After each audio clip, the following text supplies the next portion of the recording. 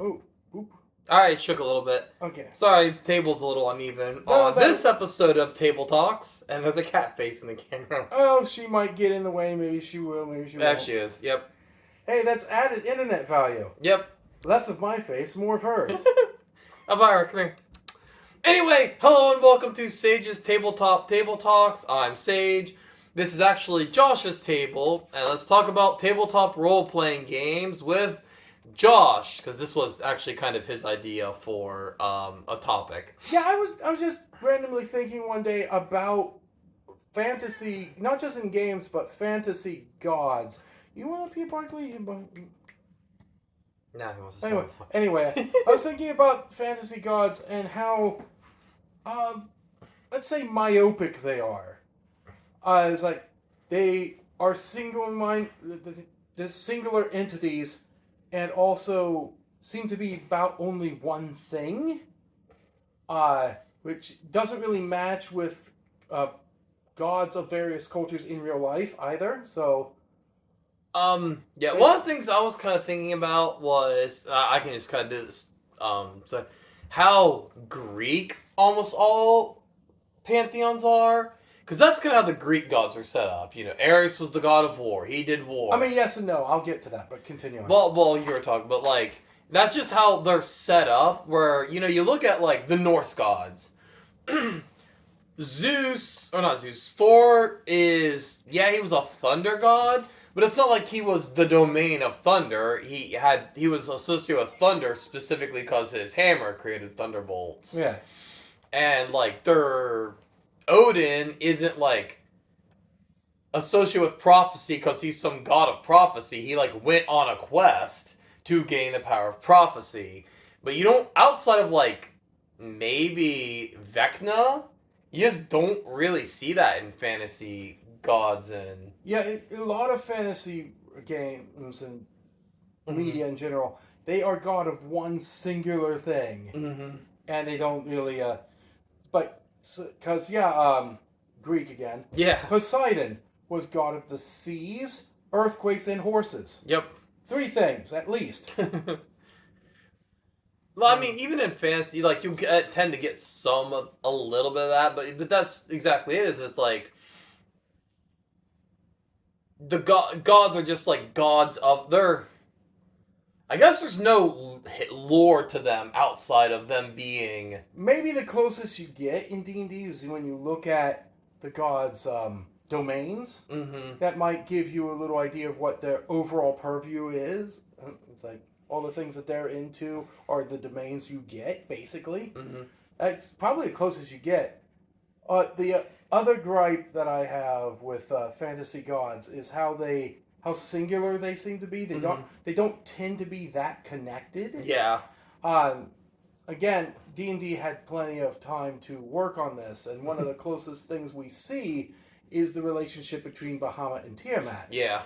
With them, at least at one point, having mated in order to create the dragons. Yeah, I think that's been wiped from canon more or less. And they hate each other. Usually, the gods are indifferent if they notice each other at all in these fantasy things. Well, that kind of brings me to a point I had, which was that you look at these pantheons, and it's like, okay, so this is Moradin. He's the god of the forge and earth and dwarves. And then, I don't remember the name of the stupid fucking elf god. Was god of music and beauty and elves. And then Stoner Furryfoot, or whatever the fuck his name is, the god of... I don't even remember what all his domains are with the halfling god. I don't know the halfling god. And it's like, okay, so which gods are the human gods? I don't know, whatever. Whatever's left over. Yeah, it's like... Basically, all humans get all the rest of the gods. Yeah, and it's so weird that, like... And then, like you said, it's like... Even though, like, in D&D, there's this, like, rivalry between dwarves and elves, you just don't see that mimicked in Moradin and whatever. Like, you don't really see that. I guess, honestly, just so many fantasy games just don't really put lore behind their gods. I feel they should. Oh, absolutely. And if we're in any way mimicking real life, or it's like real life cultures, gods should be pantheonistic. The pantheons.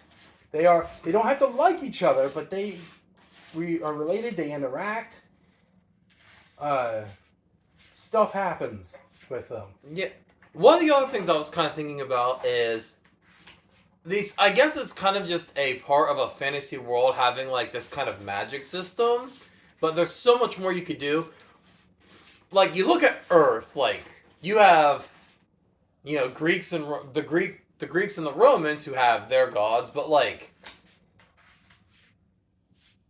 in Japan, in Shinto, they have a whole different set of gods with zero relation to the Greek. So why is it that elves, dwarves, humans, gnomes, halflings, why do they share a pantheon? I mean, if these different races or species or whatever you want to call them, came up separately and then intermingled, why would their pantheons all be identical to each other? Why is there only one god of elves? Yeah.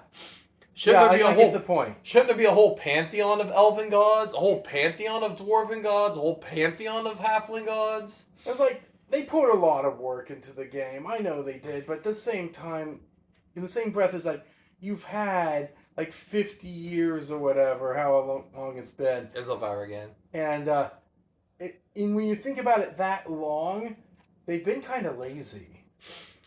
I mean, this isn't just a D&D thing, because... No, but that's a good thing. Oh, it is good, but you look at all the fantasy heartbreakers out there, like Hackmaster and Whitebox, it's all the same, assuming they even put gods in and aren't just like, use Greek gods, we don't care, whatever.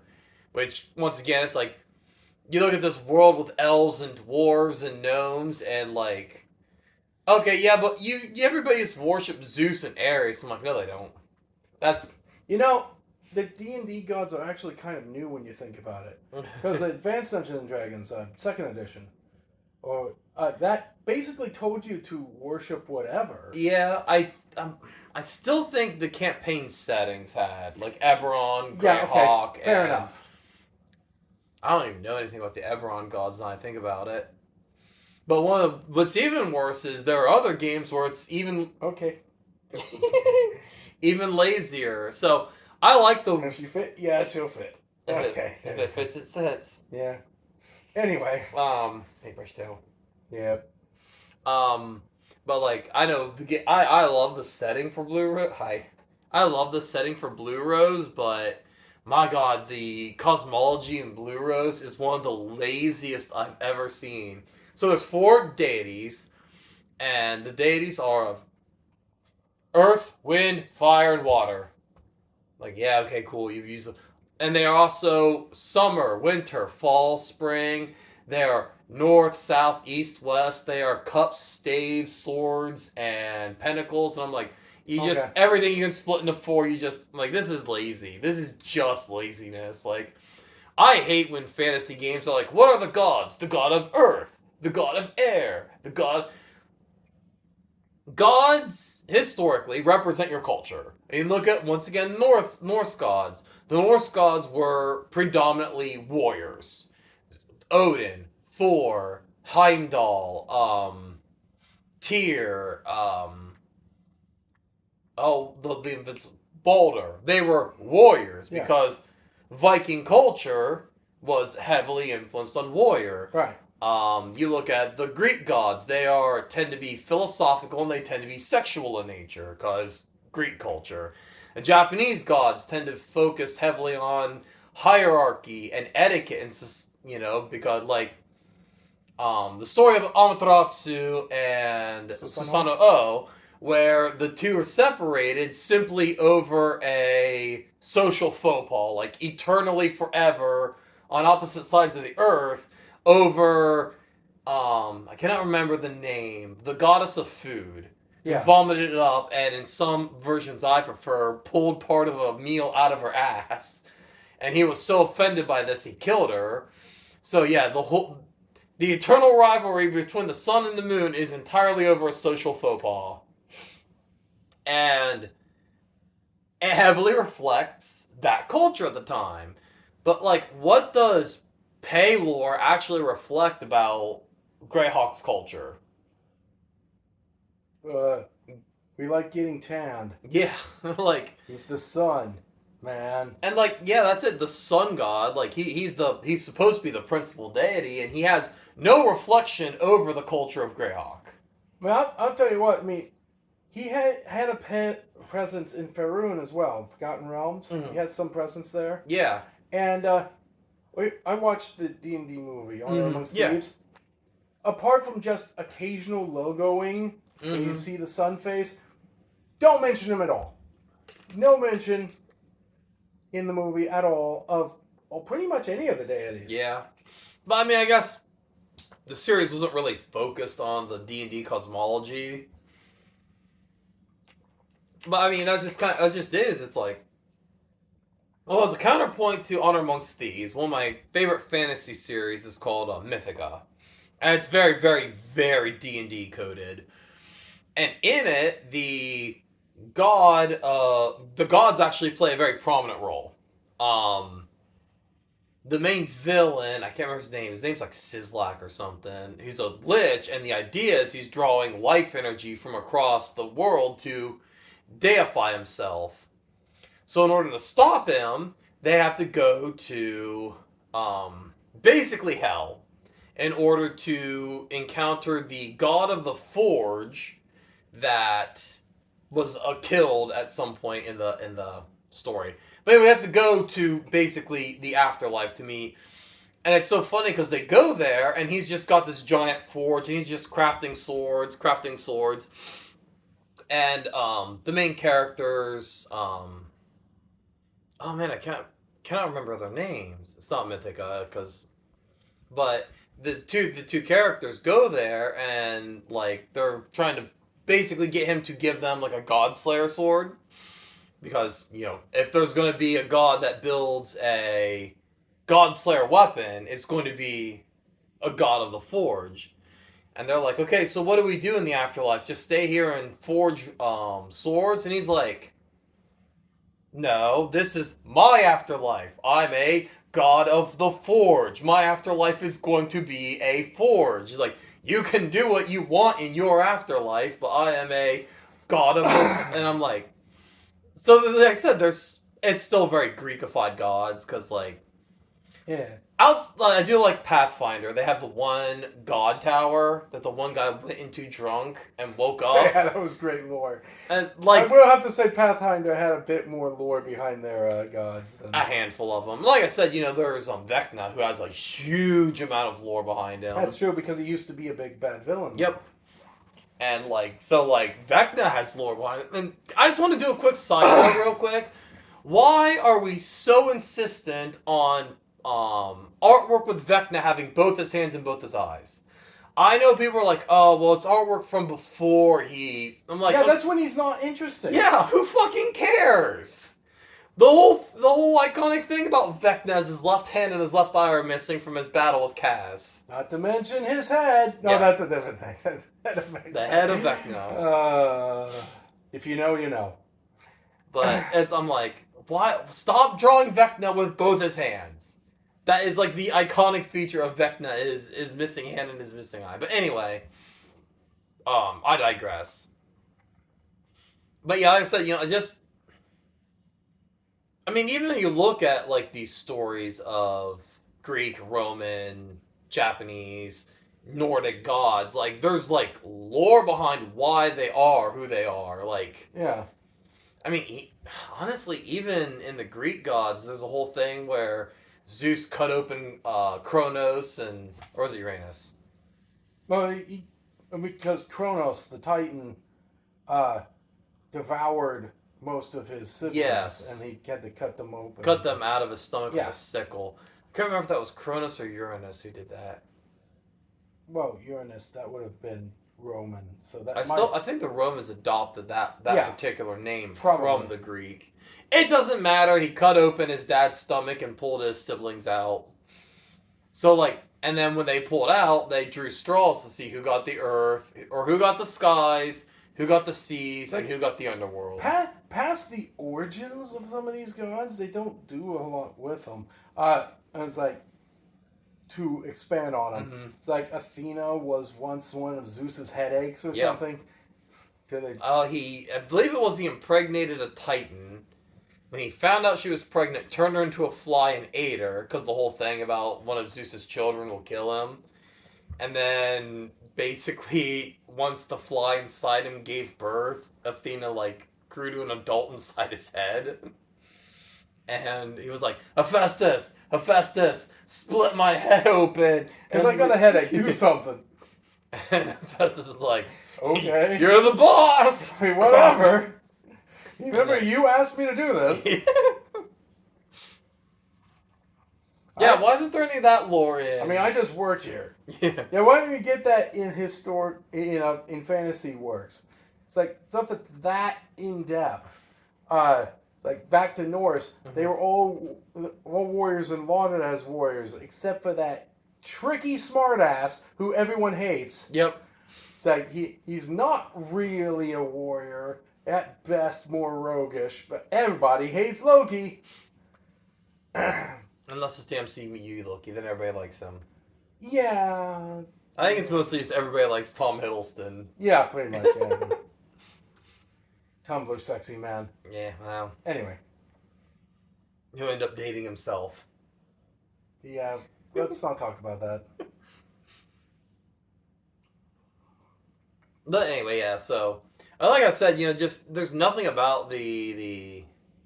Or I guess it would be technically Forgotten Realms gods, like Pelor and Cord? Is that the god of slaughter? Sounds right. Something like that. Nothing about that just reflects what Faerun is. Yeah, it don't tell you much about the land, does it? Yeah, nothing about the land other than... Once again, I said, bringing this up again, the very... And this is something I'm actually going to cover in a future topic. The monotheistic? Or? Not monotheistic, I can't remember the term. All dwarves are hardworking, so... Oh, okay. So their Moradin particularly reflects that part of their culture. All elves love art and music. Okay, well, no, that... First of all, it's kind of racist. It's more than just a kinda. Yeah. It's, yeah. But that's what the elf god, and then humans, well, humans can be anything. That's why they don't have any interesting gods that reflect their culture. I was like, okay, further on your example, Lolth, the Spider Queen. The goddess of drow and driders. But, that's a whole thing going on there. But the goddess of drow. So, all drow are about this. Except anyone who ever plays drow does the Dritz thing. It's like, no, they're not evil at all. Goes entirely against the one god they apparently have. Yep. And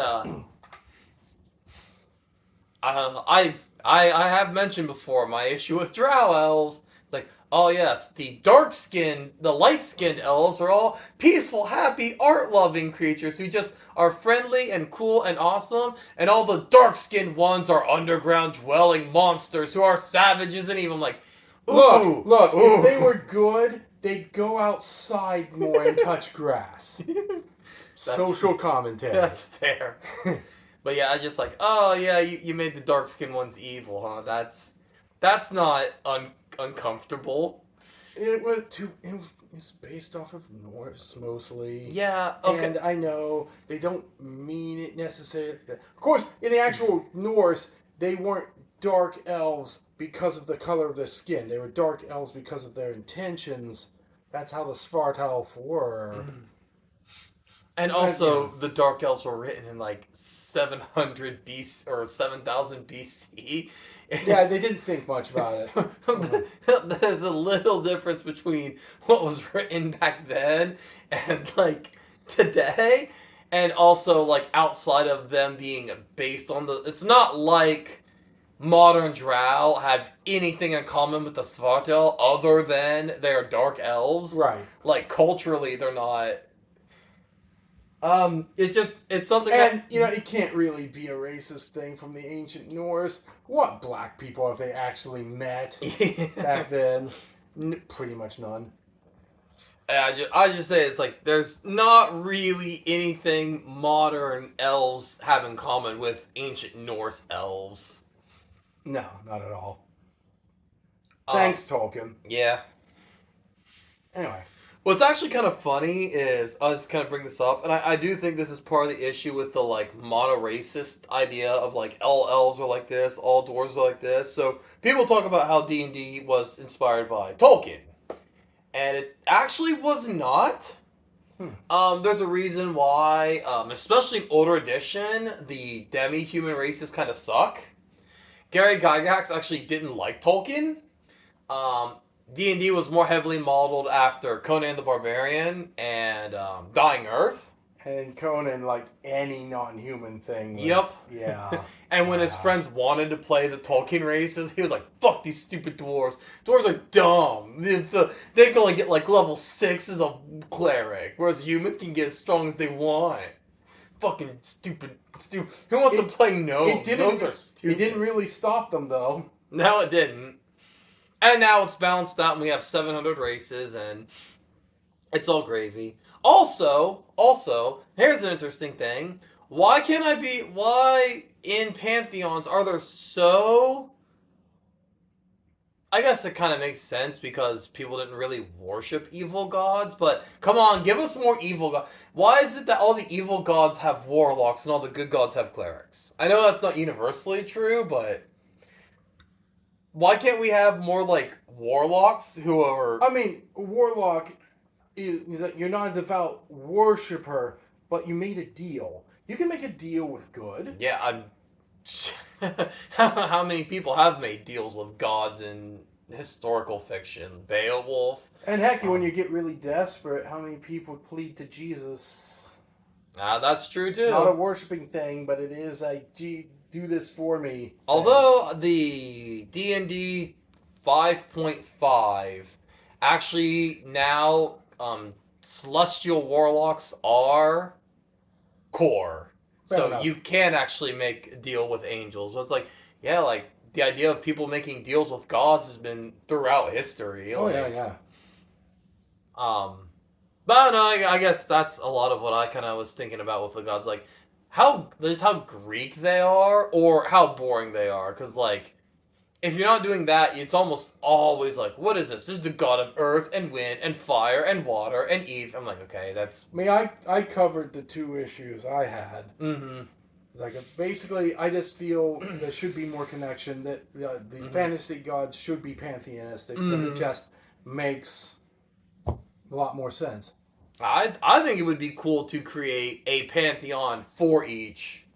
And you know what? Give one of them a monotheistic pantheon. Like, it would... It's like we only believe in this one god. I mean, once again, historically, look, there is a monotheistic religion in the world and a number of polytheistic ones. It's one of the major ones right now. I mean, there's... Yeah. So it is a cult. And I will tell you a lot about the culture because, like, once again, you look at Christianity, and especially the Catholic Church, how centralized their power base is. Mm-hmm.